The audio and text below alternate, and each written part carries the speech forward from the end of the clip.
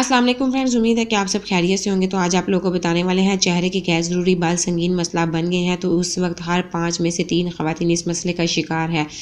इलाज अद्वियात सब भी इस्तेमाल कर रही हैं लेकिन फिर भी कोई मसला हल नहीं हो रहा। अगर आप भी गैर ज़रूरी बालों से परेशान हो गई हैं तो एक मरतबा ये टोटका भी करके देख लें। इससे मसला हल ना निकले लेकिन कंट्रोल ज़रूर हो जाएंगे।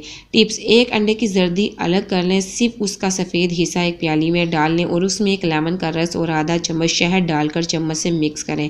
इसमें एक टिश्यू या मखमल का कपड़ा डिबो दें और आधा घंटा भीगने के बाद इस कपड़े को अपने चेहरे पर इस तरह लगाएं जैसे कि मास्क लगाते हैं।